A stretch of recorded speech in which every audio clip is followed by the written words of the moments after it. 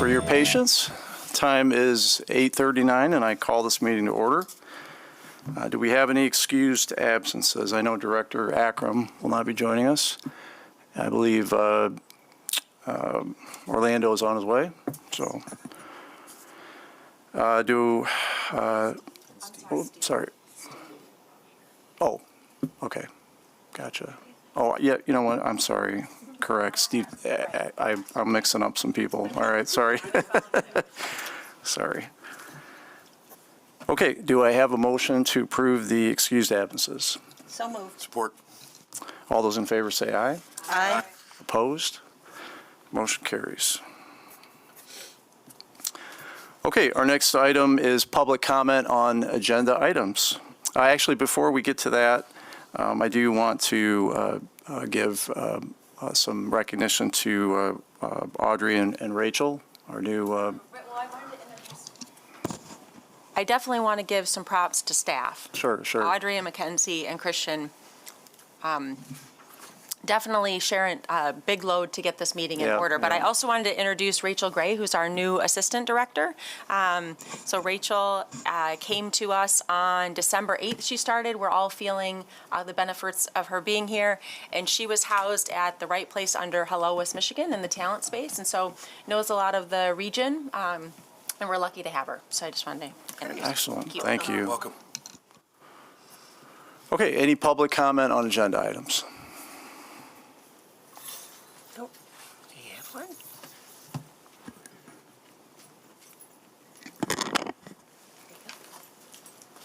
Yes, good morning. My name is Sini Gant Jordan. I am a small business owner in Granville Avenue of 28 years, a realtor with Legacy Homes GR, and a third generation here in Grand Rapids. I am also an emerging developer, and I see the emerging developers update is on the agenda, and I would love for this group to really take into consideration the work and the progress that we as small-scale emerging developers have made. It has not been an easy journey, and we realize that the master plan really makes room and space for this opportunity to happen for us. And because of history, the resources have been dwindling away from us, and the things that we have had have not been scaled back in, I would say, my grandmother's time, when we had a greater opportunity to own land, and that was taken from us by eminent domain. Right now is the time for us to change some of those things. And so as we move forward with this Emerging Developers Program, I want to ask that you all take into consideration the things that have kept us from scaling in the past. This is the time to do better. I understand that we can't say certain things, or they don't want us to say certain things, but I am who I am. I'm a Black woman who wants to be able to do development. And this is an opportunity. My family has invested many tax dollars into this city, and I want to reap the benefits. Thank you. Thank you.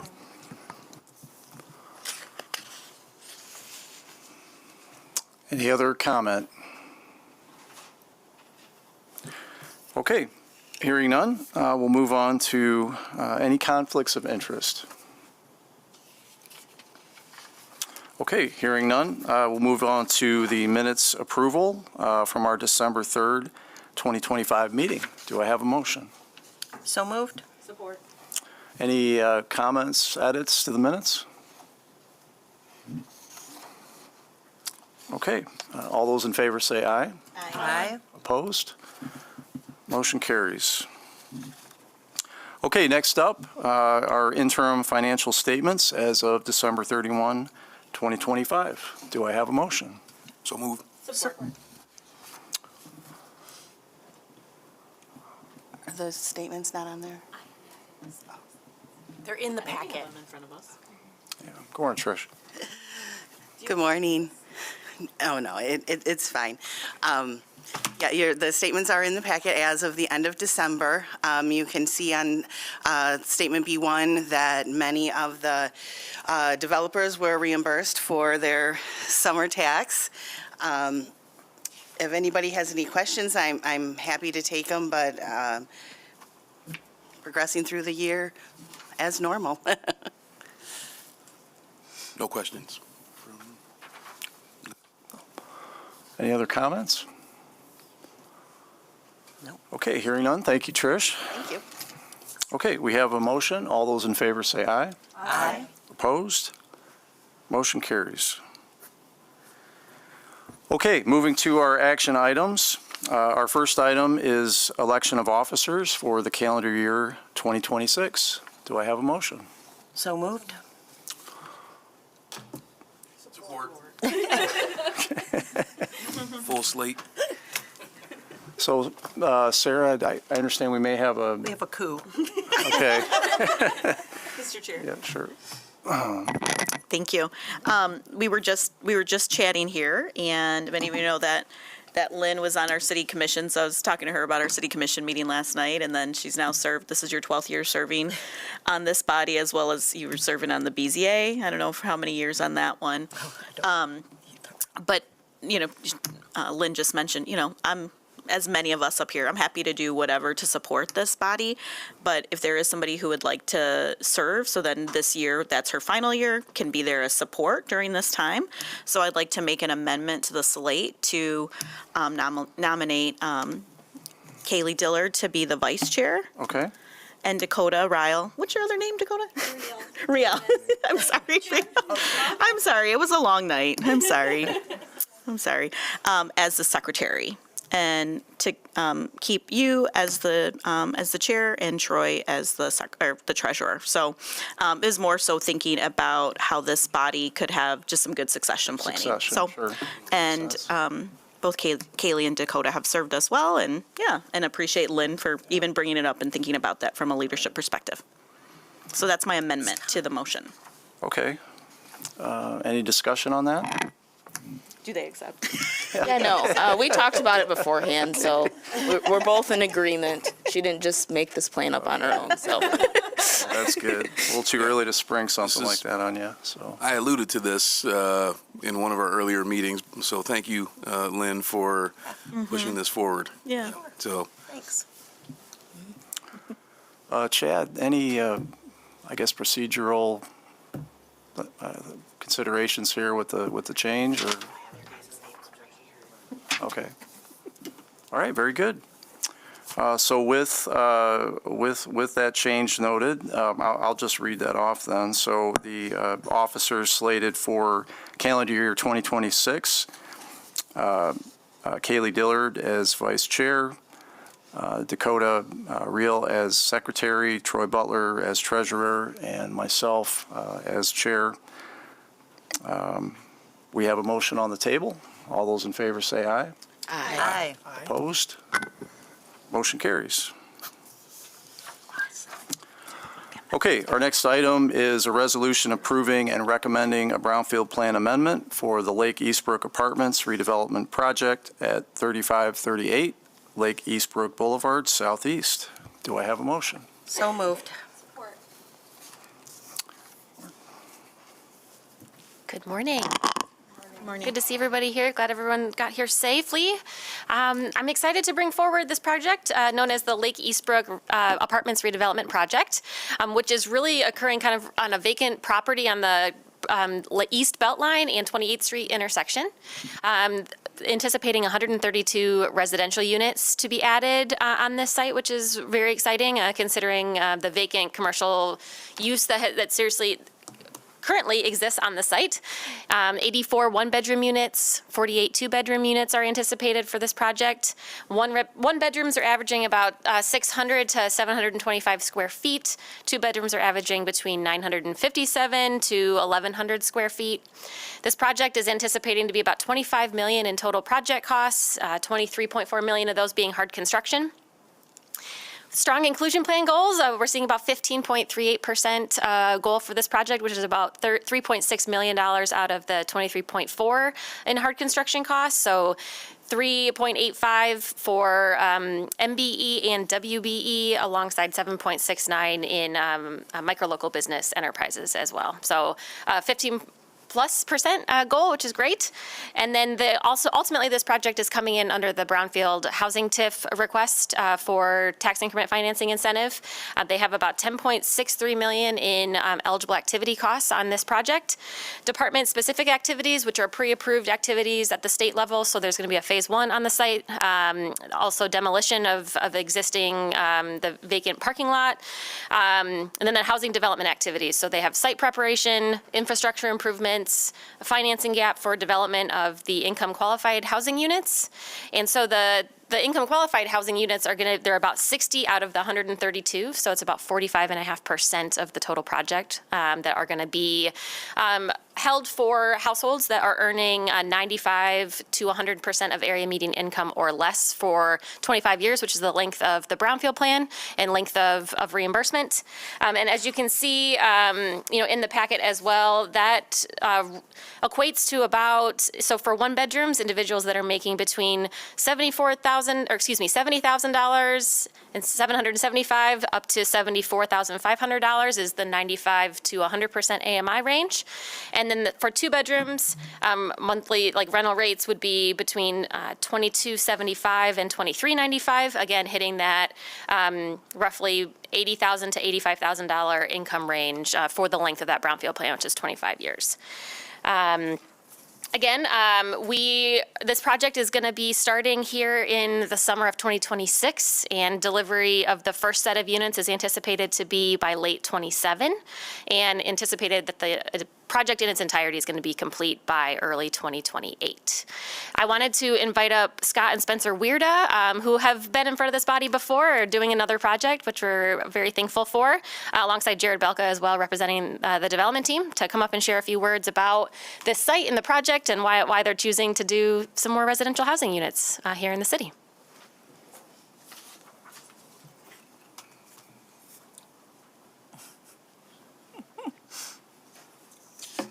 Morning, everyone. Morning.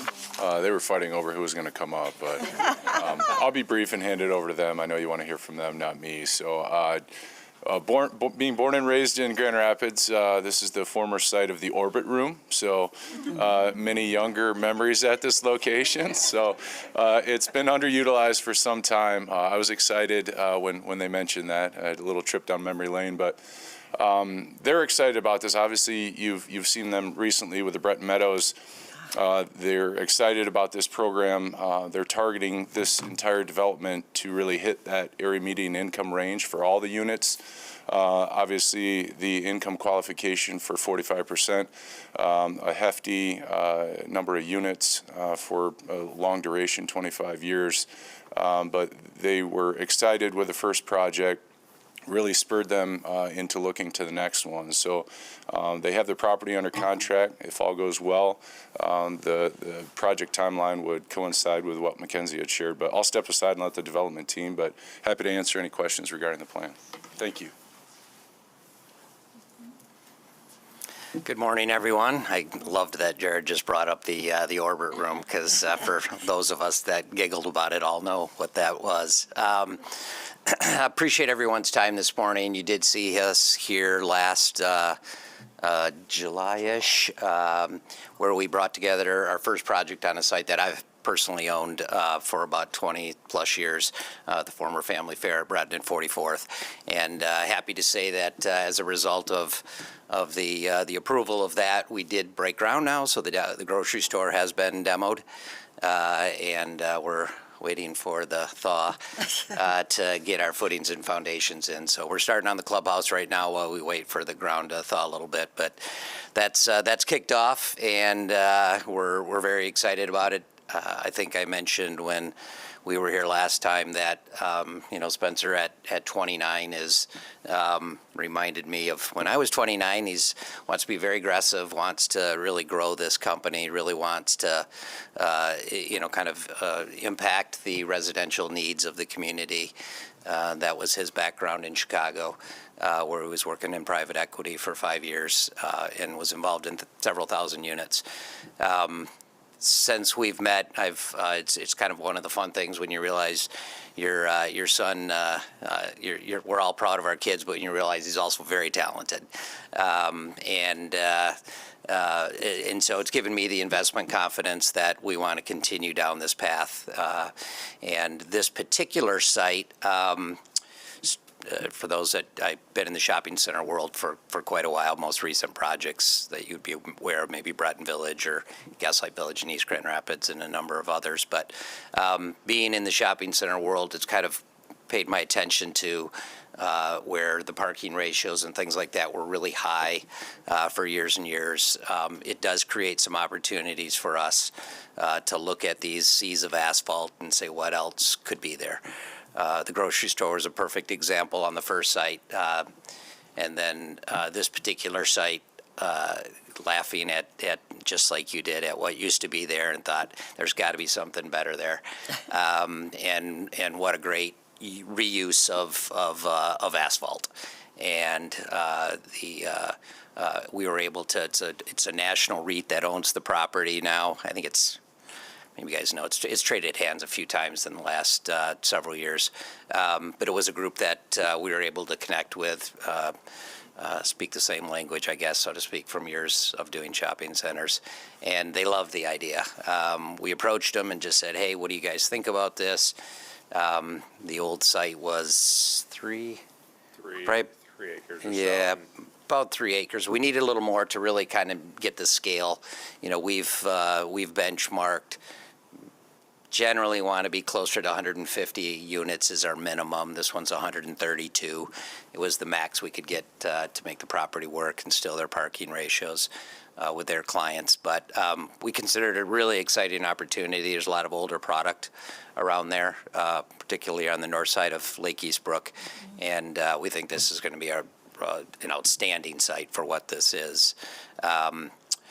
And then just kind of recognition of what you guys do, and maybe this comes with age here, but there's a reason we have this shortfall of housing. You know, deals tend not to pencil, and I think in the development world, we tend to be efficient. The market's efficient. When things work, we'll do the projects, and they don't. And this program literally does make the difference. And it does incent us to do that. So I just want to thank you for your role in all of this, because it's an economic impact, top to bottom, throughout our community with all the trades and all their families and everything that goes on. So it does matter, and you are moving the needle. So we appreciate this program. We appreciate your time. And if Spencer has his way, we'll probably be back here in another 6 months. So. Anyway, happy to answer any questions. Certainly can let Spencer respond to anything, but I wanted to, this may be one of my last times up in front of you. I really do want to kind of transition things to Spencer. I'm certainly going to be heavily involved in investing and, mentoring to a degree, but at the same time, we really look forward to continuing this. Thank you, Scott. Any questions for the applicant? This is exciting. Yeah, Very nice looking project.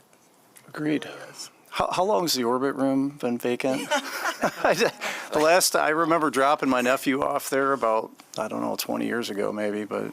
Well, it's gone. The building was Yeah, demolished, okay. All right, yeah. fortunately, a Obviously. number of years ago. Yeah.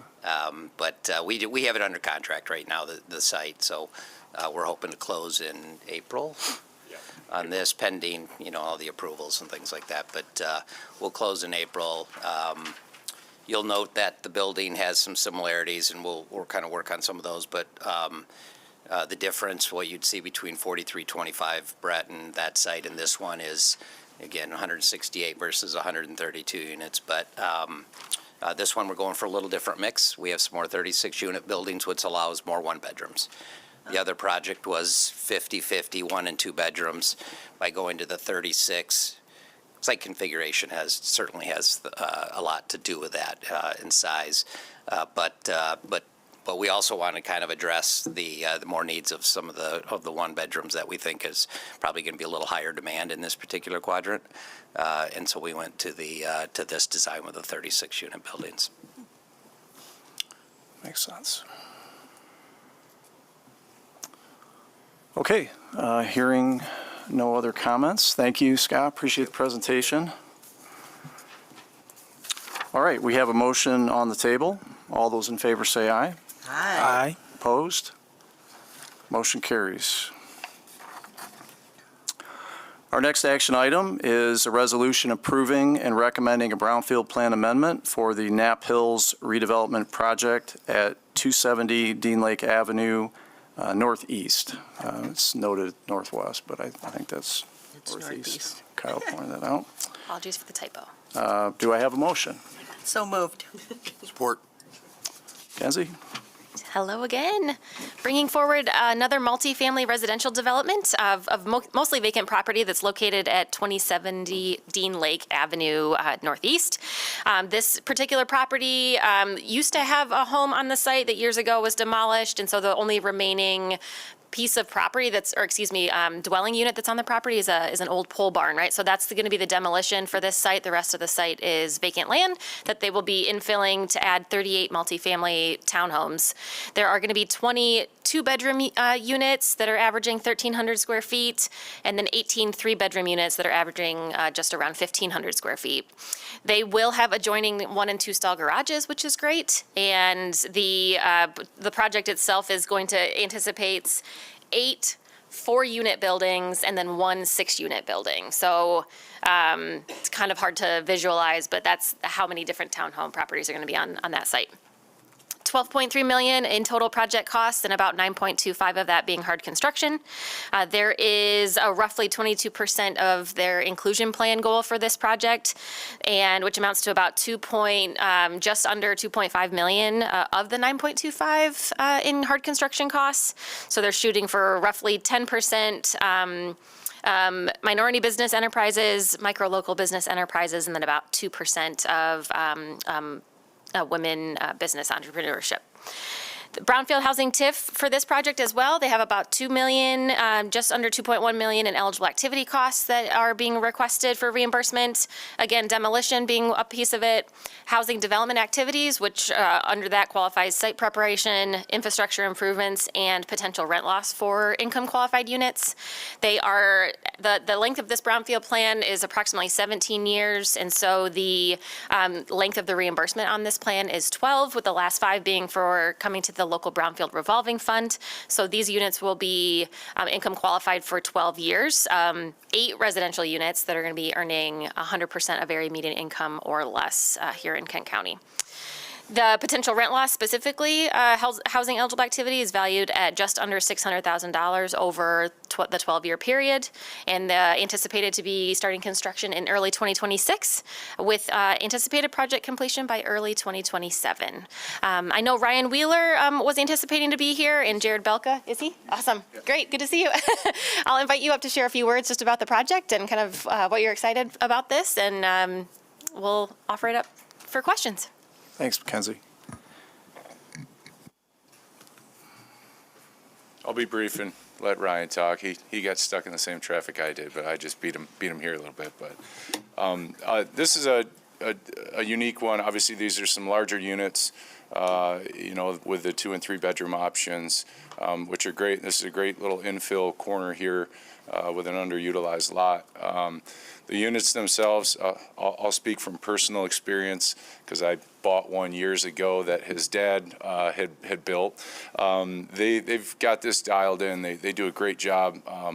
I'm kicking myself that I ever sold that unit, but it was very spacious, tons of room, just a great design and layout. Ryan's been working with his team to really dial these things in and able to move quickly on these. But they seek out these unique infill opportunities that can bring density, but obviously some spacious accommodations with site amenities. But I will stop talking, hand it over to Ryan, but happy to answer any questions on any of the details of the plan. Morning. Thanks for having me and considering this. As Jared said, we've been doing townhomes like this for quite some time. We did one other project in the city of Grand Rapids at Michigan Meadows, 2233 Michigan, that was supported by Brownfield as well. That ended up being a public road, there were site issues. The project, I think, started in late 2018, completed in 2020, and has been doing very well, full sense. It's got one of our highest retention rates. So this isn't just creating apartments for apartments. These are homes, 2 and 3 bedrooms. Over 65% last year of the people stayed in their homes. So really creating an environment where people that choose to rent can raise a family within the city of Grand Rapids, supporting the schools. So St. John's Home had accumulated these lots on the corner and put them up for sale, decided they didn't need them for their future plans, and went under contract, have all of our site plan approvals, and are ready to go pending this approval. So happy to take any questions, appreciate your consideration, and looking forward to moving on. Thanks, Ryan. Any comments or questions for the applicant? Yeah, I just had a quick one. I'm curious to hear why you chose to restrict your housing TIF numbers to 12 years versus maybe going longer. Just wondering, do you have plans after that 12-year period for the property, or? No, it's just kind of where the balance worked out, with the rent loss being a smaller portion of this. A 15-year commitment still only gets us 12, 13 years of reimbursement. Yeah. So at some point in time, there's just not a return. Again, with the retention rates we get and just the way we operate, we don't really raise rents significantly. So I would imagine that these are going to stay pretty well stable beyond that 12-year period. But maybe Jared's got something that needs to be said. I was just going to add, down the road, there could be a conversion to a for sale product. Obviously, from the multifamily perspective, from a financing, that's far easier than it is on a for sale product. But long term, it is something we had discussed with staff potentially down the road. And obviously, that would be what we would hope to be a welcome transition if that does happen in the future. Yeah, so to piggyback on that, as these things go through kind of financing cycles, our initial financing is going to be 5 to 7, 10 years. So that lines up with 1 or 2 loan terms there. Beyond that, in the 90s and early 2000s, developed 1,000 of these that were all converted and sold to condos. So not tying in anything to make it too onerous where we have the ability to sell or sell as individual units or whatever it may be. Great, thank you. I was just going to add, that was the one I bought that he's referring to. Yep. Ryan, one question for you. This is, I think, a very popular product type for you. My question is, have you given any thought, or is it viable to maybe build 1 4-unit building on a small piece? It's difficult. I think these things really need to be at a land cost of 15-ish, maybe $20,000 a unit to sort of find a lot that can support it. A different design might work better if you were looking at a 4-unit building on a lot that maybe likely is more expensive than that. You lose the economies of scale. This will be our smallest one of these projects. We've done 42 and 44 unit projects. But I always like to try, so I'm not going to say no. But the economies of scale definitely help get these projects across. I mean, this has become extremely difficult to do any deal, especially these, the cost of construction and interest rates has just made it darn near impossible, especially without the support of a Brownfield. Thank you. Thank you for what you're doing. Good question. Any other comments or questions?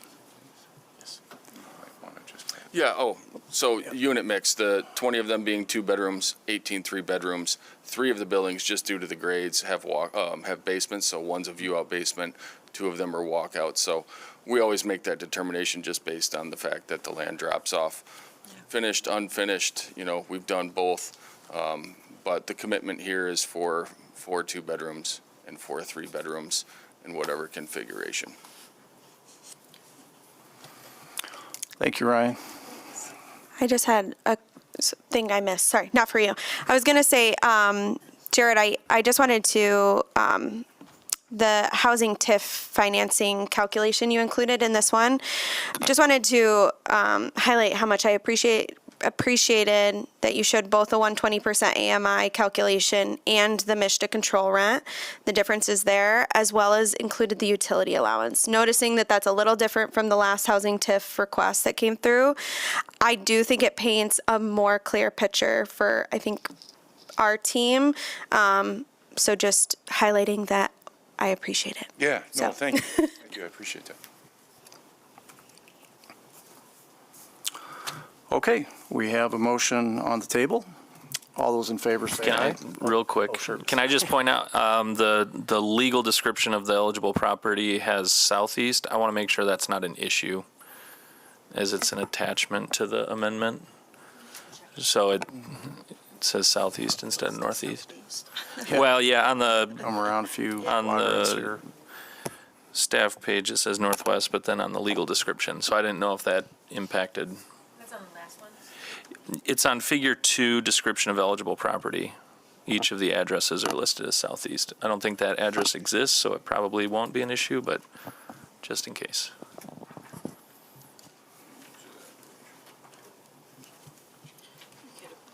Could we just confirm that?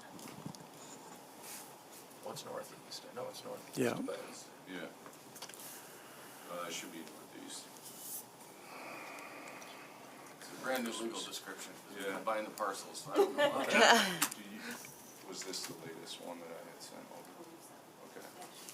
over? Okay. We can confirm that. They had just combined the parcels, and I sent one over, and then shortly thereafter sent a revised version over. So it may be the prior version that was included in here, but you're correct, and thank you for pointing that out. That should be northeast. I just don't know how legality works, but I assume we can approve it as northeast and just note that in the approval. Yes. Catch. Let's do that. We'll double check with Jessica, who couldn't be here today. Okay. Do we need to make an adjustment on the motion there?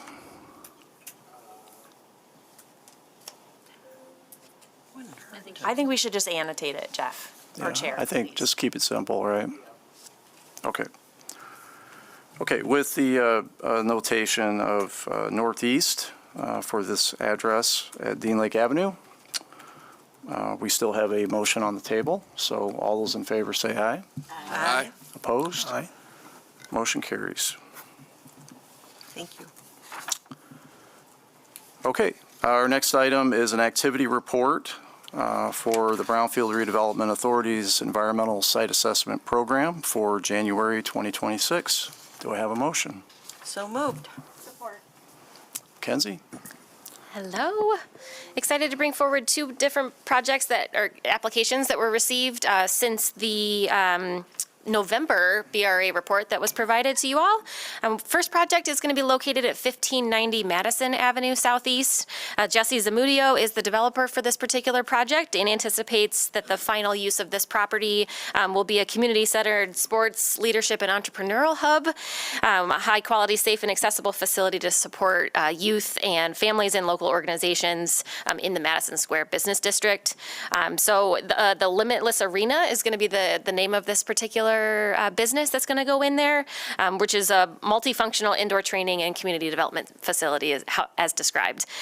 The project itself anticipates 25 new jobs, and they're looking to have a phase 1 and a phase 2 done on the site that is valued at about $19,950.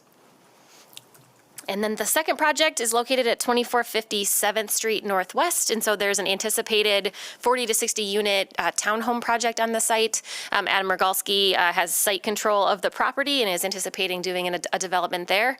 And so they're requesting a phase 1 on the site to see kind of what they're working with prior to building some housing units on that. So that particular phase 1 is valued at about $3,200. And lastly, just as a quick reminder, the total funds that were appropriated for this fiscal year 2026 were $274,412.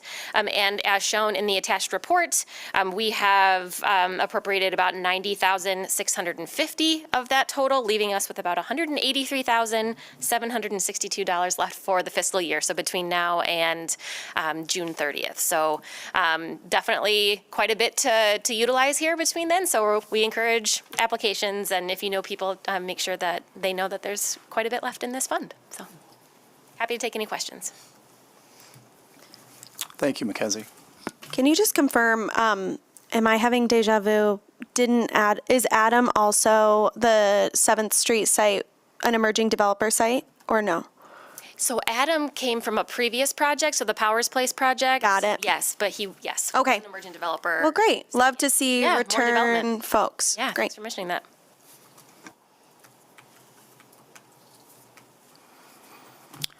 Okay, any other questions or comments on that? All right, hearing none. All those in favor say aye. Aye. Opposed? Aye. Motion carries. All right, our next item is approval of invoices for 2080 Union Avenue Southeast, the Dwelling Place Regional Community Land Trust. Do I have a motion? So moved. Christian, good morning. Good morning, board members. Thank you all for being here. This is for context. I've said it a couple times, but I'll repeat myself. This is a completed project that is coming before you now for approval of actual expenses that were incurred, brownfield eligible expenses that were incurred in connection with the project. This is a project at 2080 Union Avenue Southeast.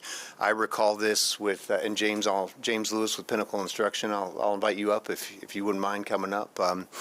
I recall this when James and I did an Oprah on an old gym there, which is occupied by, I believe, a number of nonprofits now, and this was a softball field, which has been converted by Dwelling Place into 42 units of for-sale affordable housing as part of their land trust, the Dwelling Place Regional Community Land Trust project. Total private investment was over $14 million, with eligible brownfield costs of almost $2.6 million, which is primarily the public roads now, city-owned roads that bisect the property, similar to projects such as Walker View, Michigan Meadows, other projects where the city ends up, the Brownfield Authority pays for the streets that the city ends up owning and operating, which enable this project to be what it is. So with that, I'll invite James Lewis with Pinnacle Construction to speak more about the project. Thanks, Christian. Yeah, thanks, Christian. I actually wasn't planning on speaking on the project today. The Director of Real Estate Development for Dwelling Place got stuck and couldn't make it, but I was here anyway and have been involved in the project since the beginning. Although less on the construction side and more on the real estate side of things. But they are about halfway full on their sales of the site. They've considered it a success, and yeah, it certainly wouldn't have happened without the brownfield dollars in the project. It was a challenging project to put together, community land trust, for sale housing, using brownfield TIF. It was one of the first, I think, tries that through the process. Learning experience, I think, for everybody involved, and I think projects that came after it, benefited from the work that went into it, and the support of the committee. Happy to try to answer any questions that you might have on the project. Any questions or comments on this one? Sorry, I have so many comments today. Right. I was just going to celebrate this project. not only is it a beautiful reuse of the space and such an applicable use of traditional brownfield dollars, but also adding more affordable housing to our community that will remain affordable forever is just so exciting. We know so many of the homeowners who are moving in there. Most of them are first-time homeowners.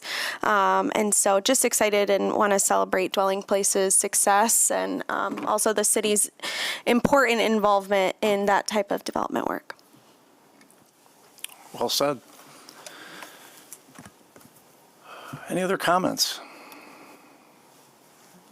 Thank you, James. Appreciate the recap.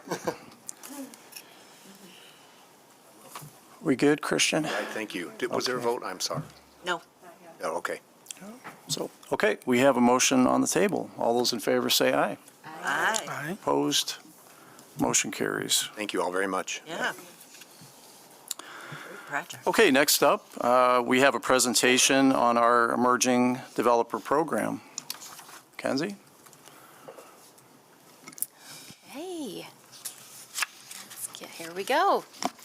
I'm excited to bring forward just an update on the Emerging Developer Program in its entirety. I think many of you are familiar with and have seen over the course of the last several board meetings over the year that this particular program is highly competitive, highly sought after, and I just wanted to, our team wanted to provide you all with an update in terms of, where we stand today.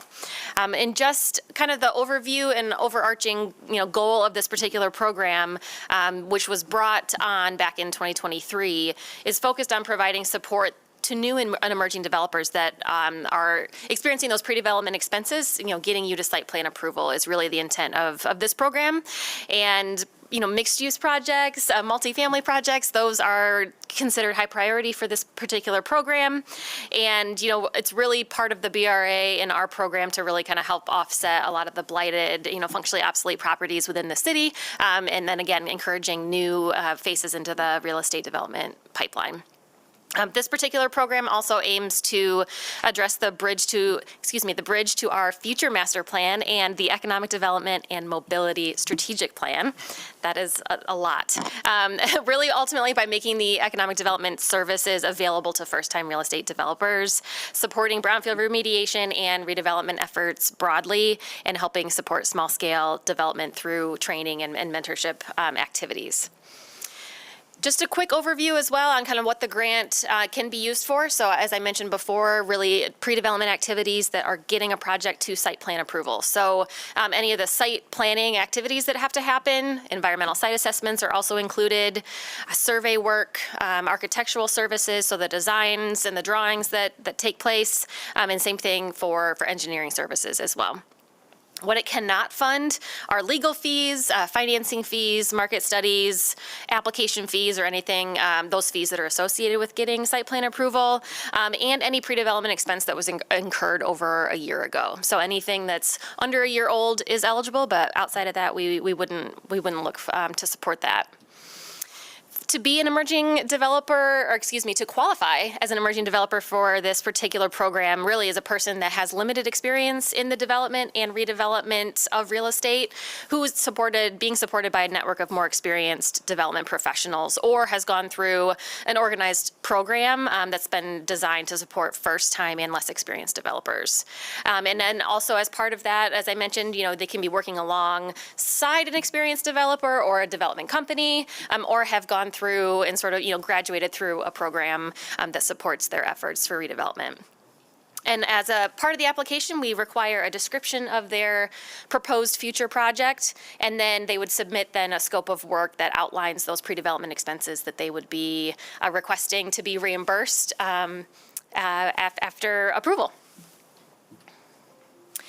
This is a visual map and representation of all of the projects that we have approved to date for this particular program. So you can see there's a pretty broad variety in terms of where these projects are located. So we're excited to see, again, the variety of where they are, and hope to just see more and more of these blue dots on the maps citywide. I'd like to jump into just program outcomes, so data points to date of this particular program. We've got 22 grant awards that we have approved to date, which covers 30 different parcels across the city. One parcel in particular is the Grand Rapids, a parcel as a part of the Grand Rapids Land Bank Authority. There is over 211,000 approximate square footage of redevelopment that's anticipated out of these projects. In addition to that, 335 residential units that could potentially come online as a result of these projects. And then we have about 3.1 million, you can see, so $3,114,118 as the total amount that has been approved or earmarked to date for this program. I wanted to break down just a visual too of the eligible activities. So as you can see, over 50% of the eligible activities that have been utilized are the costs that are associated with architectural design. So I think that those very clearly, cost quite a bit for projects that are going through site plan approval. The second was for engineering design as well. And then third in line is the pre-development and consulting. So if individuals are working alongside, somebody that's helping them do pro forma work, really kind of understand their capital stack, incentive stacking, right? Those are all things that can be reimbursed as well. So, and then I was also surprised, but we do have quite a few of the projects that utilized environmental site assessment funding as well. So again, really trying to kind of understand, development teams are trying to understand with what they're working with when it comes to potentially developing a site. More outcomes. Since 2023, we had average range of awards between the small end being a $39,900 award all the way up to $200,000, and really was all dependent on size and scope of said project, right? So we saw quite a bit of variety. Overall, though, the average grant award across all of the approved projects to date is $148,291. The median grant award per project is about $165,350. And average total project cost across the 22 is about $4.7 million. We have covered all 3 of our city wards with awards for the Emerging Developer Program. So we've had 10 in the first ward, 8 in the third ward, and 4 in the second ward. And 20 out of the 22 projects anticipate residential units. And again, you can see the scale here.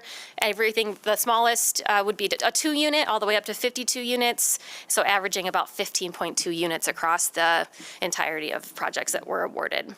And then we have 86% of our projects that are located in neighborhoods of focus. So again, wards and neighborhoods of focus weren't necessarily requirements of the program today, but we just wanted to highlight that we're covering all wards and also have a really high percentage of these projects that are occurring in neighborhoods of focus. Yes. I just had a quick question. Do you have the dollar breakdown by ward or? Yes, we can certainly get that. Yeah, we have that available. Yeah, not in this presentation specifically, but yes, we do have that. Okay. And then, so again, this particular program, right, a lot of the times development teams are trying to figure out, what they can do on the site, right? So doing a lot of these pre-development work on the front end. But then again, the goal would then for that project to potentially come in for other incentives, whether that's Brownfield TIF, an Oprah abatement, right? Other activities and incentives through the city of Grand Rapids. I did want to mention that we've had 10 projects that were approved for an additional BRA incentive and or under active construction. 12 are still in process, right, or kind of, either haven't committed or completed the full scope of pre-development work and or activities, are kind of in that process, or are pursuing other programming at different state agencies, right? So there's a lot of timelines that can be impacted by that, but we're excited to see, right, that projects are moving through, and you've seen several that have come back for Brownfield plan amendments as well. For 2024 specifically, the first fiscal year in which this program came online, we have a 75% rate of conversion. So again, we're kind of looking at conversion in terms of starting construction, site plan approval, shovels are in the ground, so which is great. And then as I mentioned, there, 10 projects have been approved for other incentives and are kind of working through local and state approvals. Out of the 22, we only have 2 projects that are on a conversion pause due to unexpected circumstances, whether that's, death of the property owner, et cetera, right? So really unforeseen circumstances is why these particular projects are paused. And again, we're hopeful that somebody will help get those, have them come to fruition. Mackenzie, can you remind us of the 10 projects that have been approved with incentives or construction? How many of those are actually under construction, completed construction? Yeah, we have 5 for sure. And then I will say, right, we're kind of in data gathering mode at the moment to really figure out, again, with the wonderful ice that we have outside, who has put shovels into the ground or is paused for whatever reason. But yes, 5 for sure. Yeah. And then likely more here coming this spring, I would imagine, just based on the projects that have come through and have been approved for Brownfield plans and kind of making their way through, the state process. So we should be seeing that number jump up here pretty quickly. Thanks. Mm-hmm.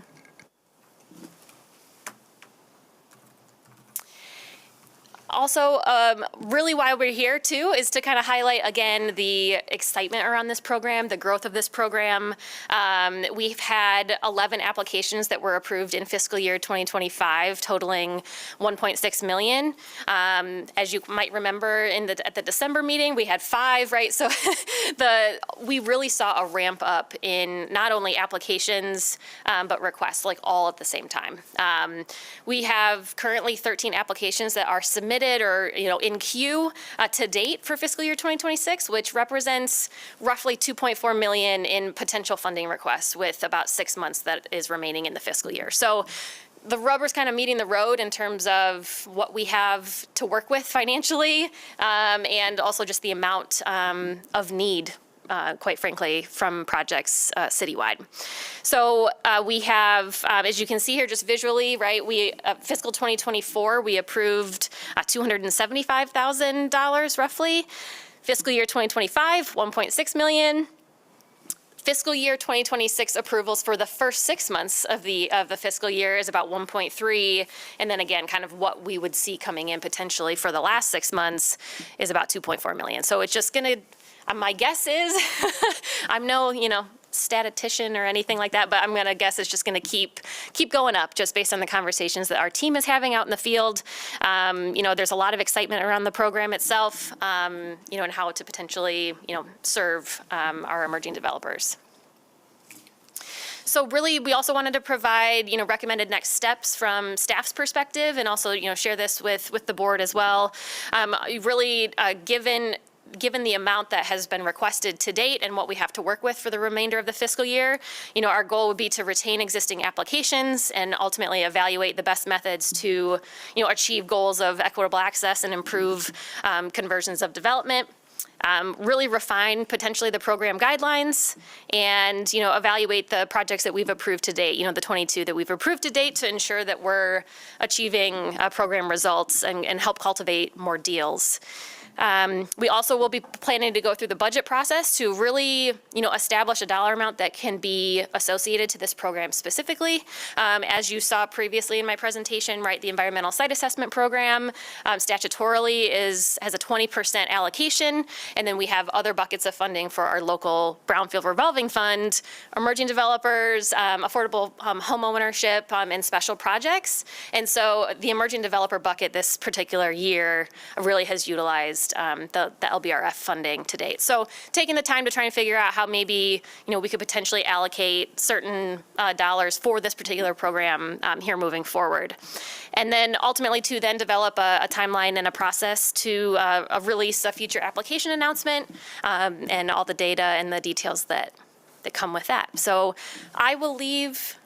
Those are my words. Sarah, I don't know if you want to share anything else, but that's the end of my presentation. Thank you, Mackenzie. I do want to take a minute to just acknowledge that we did have a subcommittee of the board participate in a dialogue around emerging developers. So I welcome feedback from you guys. I'm Director Real Davis, Commissioner Yasasi, Chair Edwards, Director Van Streen, and Director Butler participated a couple weeks ago in a more intensive rabbit hole of emerging developers. And so I appreciated the time there and just the feedback. And I think that as we continue to information gathered over the coming months, we'll have a better sense of how next fiscal year looks. But I think that we can all agree that just due to demand, that polishing is definitely needed here of the programming. I have a question. I remember when we couldn't beg people to apply for this. I mean, it was new, people didn't know about it. Do we have any clue how we got where we are now? I mean, it's just been a few years, and it's really encouraging, so I'd love to know if you know how people are hearing about it. I think a couple of things. I really want to credit our planning department as well. They've had a couple of lunch and learns that they've invited our team to come share about the program and what that looks like. And so I think that is a really great way that we were able to get the word out. I think additionally, right, word of mouth, right? You see enough projects that have come through in the last 12 months, and I think people are excited and then just encouraged, right, to come and have more conversations with our team about the potential of their project. So I think it's a little bit of both. Do we have a cap on how much money is available for this year? Is it the 2.4? No, so that's ultimately like what we have in queue that has been requested. So as of right now, the projects that we have approved have utilized, the majority of our funding for the remainder of this fiscal year, which is ultimately why, our team has chosen to take a pause for a second and kind of figure out, what we can allocate for the next fiscal year to really just highlight the demand and also, have money set aside for affordable home ownership projects, special projects, all other umbrellas that the local Brownfield revolving fund covers. So do we have a cap for this year? When you say cap, you mean? Do we have an amount of money that Allocation. we can spend towards this? We did not identify a cap. We were going in flexible, trying to understand what we had here to work with from an applicant pool perspective. And so ultimately, the dollars bubble up to the Brownfield Redevelopment Revolving Loan Fund. Yeah, that acronym. Yes. And so I think that we want to take stock in a little bit of a different approach this next year, given all the demand. I think a further answer to that question is that we paused, with the projects that are currently in the queue. So that, I don't think that is a formal cap, but it's. Yes, we've closed applications. You can add up the total there. Touche. I'd love to hear what the committee discussed and ideas that came out of that conversation. Commissioner, did you have a quick comment? We'll get to that. I have a thought too about that, Lene. I would say this kind of was all, I don't know if it was a perfect storm, but a storm of, we had the Affordable Housing Trust Fund, or Affordable Housing Fund Board. You had Land Bank, which was a little bit later. See Vera in the room, a lot of connection point to our CIAs and other economic development authorities. And then I think, quite honestly, I would say economic development probably amongst most of the commissioners is one of the core interest areas. And so this is now second year and then getting into second term. So I think a majority of this body has also been interested in this program for their constituency bases, as well as people who are wanting to develop in their wards. So I think kind of all those things led us to that point. And then I wasn't actually able to join the subcommittee meeting, but Sarah and I were able to talk a little bit. One of my questions was, how do we connect what we're doing here to other investments that are happening in the city? I think about, I'm looking at you, Orlando. I'm thinking about Construction Allies in Action. I'm thinking about the emerging developer cohort that the Urban League put together that was through Content with Sinair, looking at all my real expertise individuals. And so I think that was also one of the questions, where could there be alignment of where we're value added into this space, knowing that a number of those groups were somehow connected, even if it might not be specifically economic development dollars, but could be other, well, they might not be out of economic development team, but specifically thinking about the Urban League. And then secondarily, I think some of my questions that I have is, here's where the need is. Thank you for sending the averages. I too would like to look at, Lene, the questions about the average, excuse me, in the wards, but is sort of what is the capital stack, or what is the capital that is available for different projects? Because I think when I've sat with some individuals, that has been some of the feedback, right?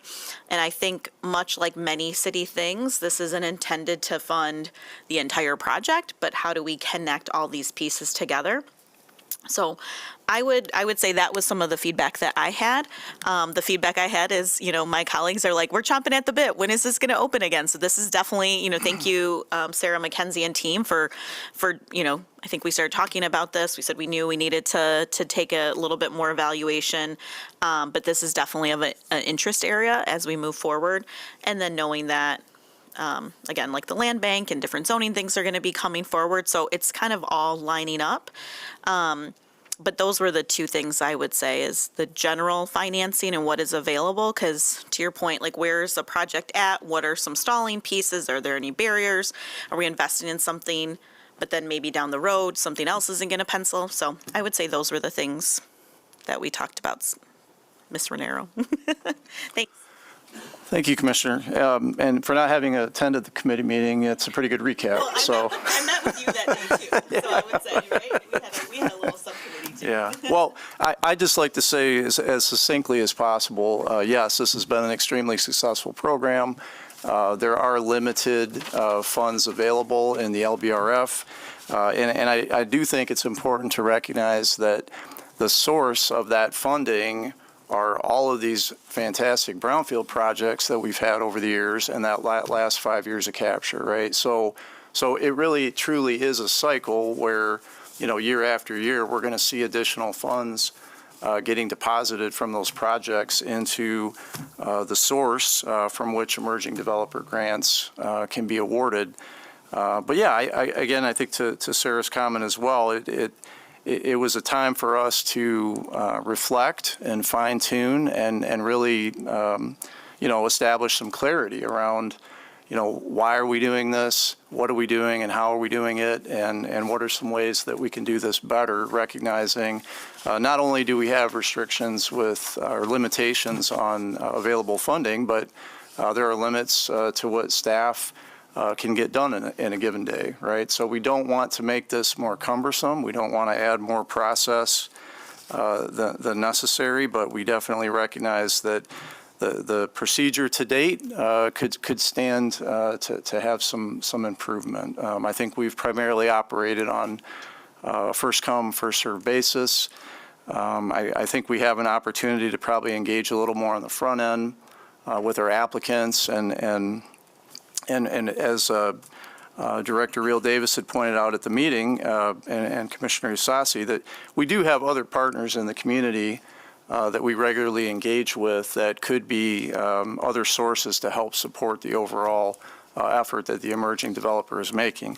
Again, if you strictly go back to what the outcome is of this program, it's site plan approval. It's not the economic development department taking an individual and creating a developer out of them. I think we've got other partners in this community that we should really be looking to further that. So with that, I'll hand it off to any other directors here that may want to comment on that.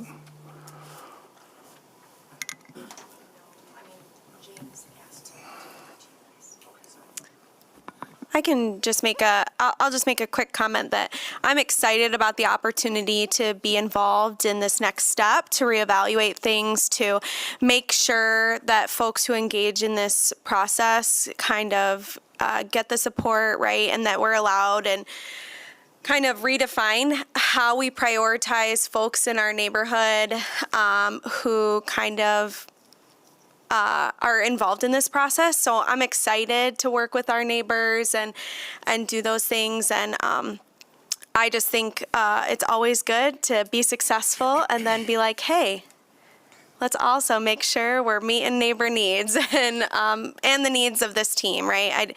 I just want to celebrate that. I think the staff of economic development has really done a lot to meet the needs of this program, and I just want to thank them for their time and expertise in flexing new muscles that I'm not sure other programs have always required, such as the evaluation of partners, right? Asking hard-hitting questions of folks, and so just want to applaud them for their time and involving us in that subcommittee and things like that.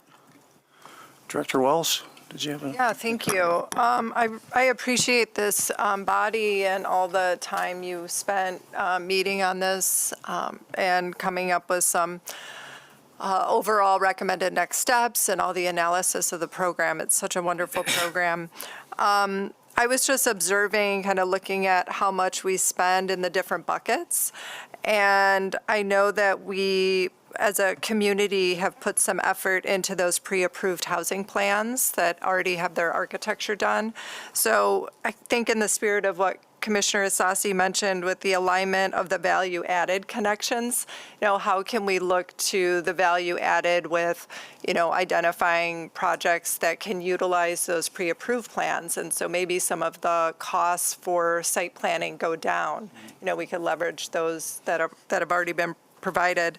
And also how the micro local businesses, MLBE, WBE, MBE, how are those entities being utilized in the site planning process? I know often they're utilized once development occurs and they're brought in the construction phase, but how can they be brought in at this advanced stage so we can kind of double up on our investment priorities in those projects? So that's what I have. Well said. Any other comments? Yeah, actually, on that note, I did wonder, Mackenzie, with the balance that we're seeing in the environmental site assessment program and seeing that the emerging developer program has also supported some environmental work, that seems like a bit of a no-brainer to, maybe tap that and save a little bit on the ED side of things. Yeah, right. I mean, the one particular chart showed like $195,000 of ESA-specific eligible activities were utilized, right? So again, me saying that we've got 186 left for the fiscal year, I do think that is something that we're actively talking about, how we could, make environmental site assessments remaining its own grant, and then potentially removing that from the eligible activities that are associated with emerging developer, right? And again, we've seen a lot of development teams that have kind of gone through the process slowly of utilizing our incentives, right? They've come in and they've done a phase one, and then they've come in and some projects have done the emerging developer grant and only utilized, those other categories. And so I think that would be the goal. So yes, to your point, Chair, I think it would be an easy shift from an allocation standpoint. Thank you. Just one more comment, Mr. Chair. Wanted to highlight that although the criteria is not set, us refining the criteria, we are, among many things, entertaining, giving a nod to housing and local ownership, which I think are, key elements. So, thank you. Thank you. Well, yeah, rental or for sale, but, yes. Okay, appreciate the good discussion. Thank you, Mackenzie. We will move on to other business. I have a couple things, Chair. I just wanted to mention a few updates since our last board meeting. One is good news that came out of City Commission yesterday. We were supported for an additional Economic Development Coordinator 1 position. So, and that will be supporting Christian's work. So we've definitely ramped up on the front end between Audrey and Mackenzie, and have obviously seen the portfolio balloon on the back end as well. And so this work will support Christian's work. And so we hope to get that posted as soon as possible. So please share with your networks. Second, out of the last meeting, you granted me authority to pursue professional services if we need to. And so I'm taking advantage of that and hope to get an RFP out in February to hire on underwriting services where we might need them. And we'll work more to determine where we might need them, but I just want to get that process rolling so that we have that tool or that access close. Third, I acknowledged Christian and Mackenzie and Audrey earlier. I saved the best for last. Chad carries us a lot to get us to this meeting too, so I don't want to leave him out. Thank you, Chad. And then just, yes, Miss Jessica Wood this morning. And I'll keep my comments brief. We may have other public comment that we want to encourage up. Thanks. Any other business with the board? I was just going to comment too that Kent County coordinated a meeting with experts utilizing the housing TIF program and just those of us who might be involved throughout the county. I think it was last week in the middle of a very intense snowstorm. But it was a really great opportunity to talk about the county's perspective of compliance of that program. So this board is very heavily involved in the front end of approvals, and staff is involved in underwriting. But there is this, I would say, looming reality that we have 25 years of compliance with some of these folks that we kind of need to not only prepare the economic development team for, but also those developers and helping them process that. So really, really great conversation. Really want to just appreciate Kent County for being ahead of that. They've hired our partners over at Flywheel locally to also help and bring in national and statewide expertise. So getting really excited, and I would love if when that kind of comes to a culmination, if we could maybe ask for a presentation about that compliance and how it might impact our BRA approvals going forward. I do think there's some considerations that will kind of pop up. So I think you're right. And just to that end, we have the subcommittee meeting also in February. I think the pivot from emerging developer grant dialogue to interim housing guidelines from October of 23 and getting those to be final guidelines will certainly help that conversation. We also have a few projects coming online this year that will force us to start compliance, and so we've been participating in that countywide group. Several of the team members have been kind of looking over the shoulder of the county and recognize that Grand Rapids is a bit of an anomaly in that state anyway, and so there are certainly measures over the next 6 months that we need to start running on. So thank you for bringing that up. Mr. Chair, I just wanted to mention, Sarah, congratulations to you and your team on that talent grant that was awarded as well just a few weeks ago. There's a lot more that goes into economic development than just our work here, and creating neighborhoods that are attractive for retention and attraction is definitely a priority. So thank you. All right. Okay, moving on to public comment, which is for non-agenda items.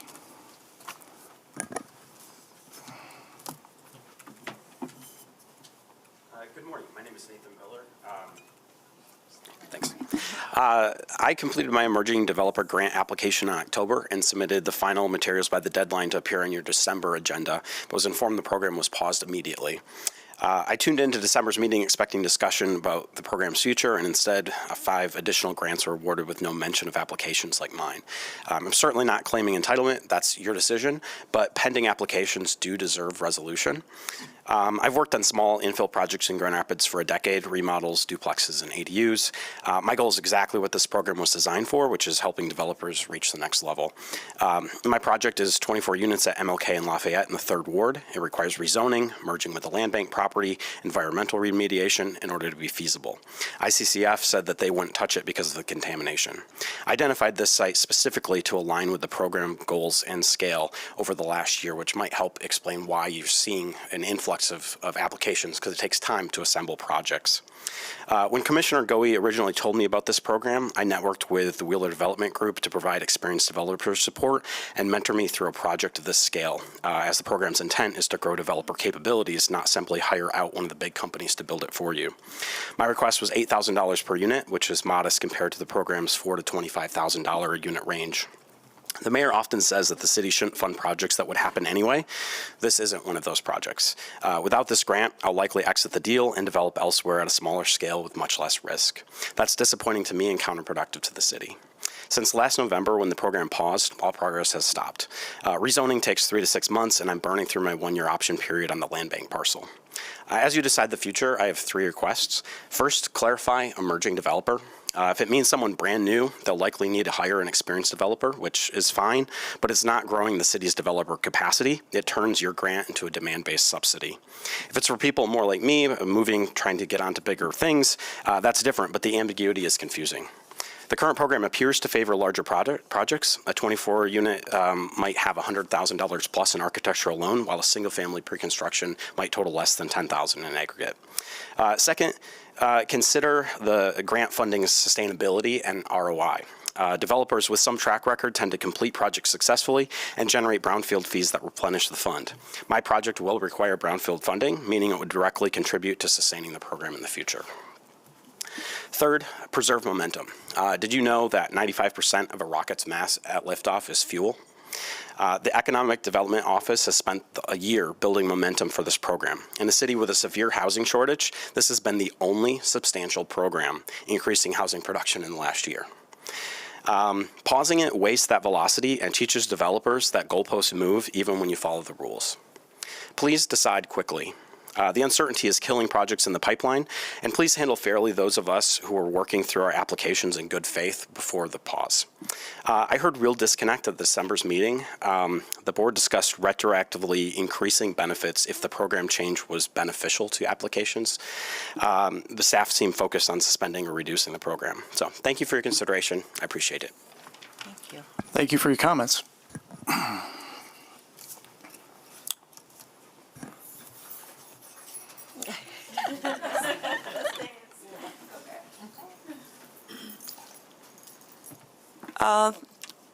I just want to, again, my name is Steiny Gant-Jordan. I want to thank all of you for the work that has gone into even this meeting for today.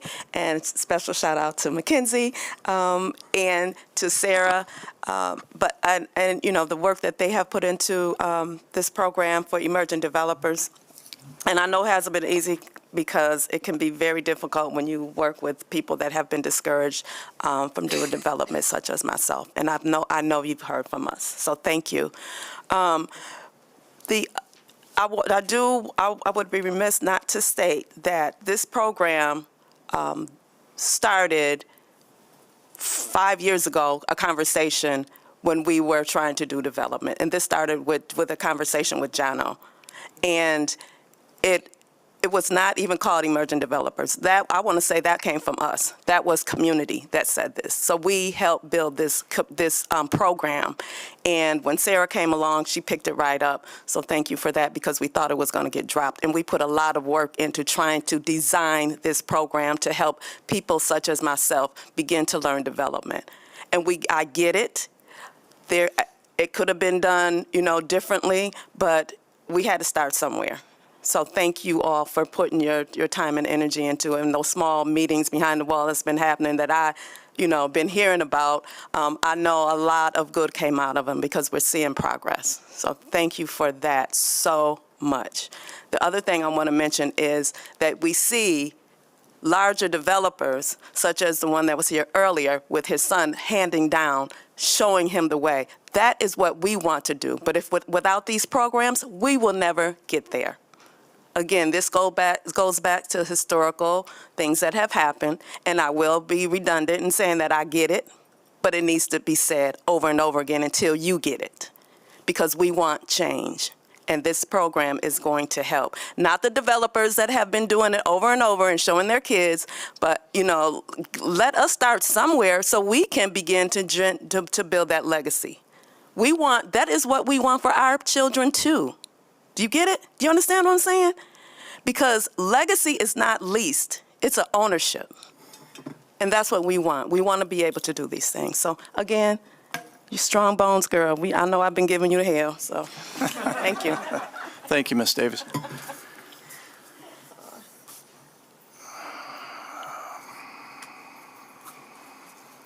Good morning, everybody.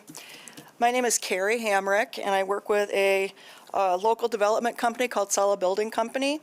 And it's been very fortunate to participate in the Emerging Developer Grant Program. I want to start by saying clearly that this program has been an outstanding success for Grand Rapids. It has expanded the pool of capable local developers, accelerated much-needed affordable and mixed-income housing projects, and helped bring new community-focused partners into the development ecosystem. We are strong supporters and genuine cheerleaders of this initiative. We understand and support the city's decision to pause the program briefly to establish clear and transparent selection criteria. Given the growing demand, it's important that public funds are awarded to projects that are both impactful and feasible to deliver. One recommendation that we would offer is to include a financial feasibility or pro forma review as part of the selection process. Ensuring that proposed projects demonstrate a realistic capital stack, credible sources of funding, and a positive project return will help the city direct limited grant dollars toward developments that are truly ready to move forward and successfully reach completion.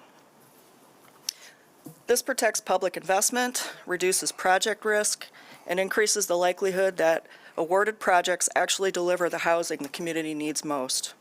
We appreciate the city's leadership in launching this program and look forward to continuing to partner in creating more attainable housing opportunities for Grand Rapids residents. Thank you so much for your time and for your commitment to this very important work. Thank you.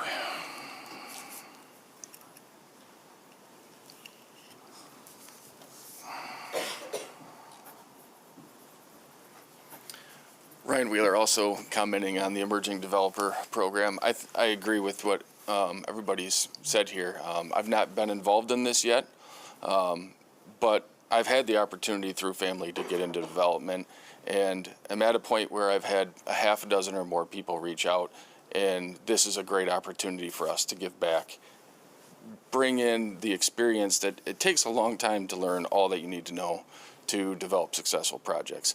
And there are a lot of sites out there that, frankly, existing developers aren't going to touch because they're too small. It takes just as much time and energy to develop 100 units as 10 units, and it's just at some point not worth your time and energy. And there are talented, driven people out there with the time and the energy, and this is a great tool to get them involved and have other developers help them along and create that. And frankly, add more housing stock through sites that have been sitting there and continue to sit there without there. This is a need. You can't make these small projects work, even if you have the time and energy to do it. It needs this sort of stuff. So as you look at, new rules around it, come in on that focus and, there's a need. It can be addressed. Don't make it harder for good projects. Making sure they are good projects and helping them along is going to be tremendous. So thank you. Thank you, Ryan.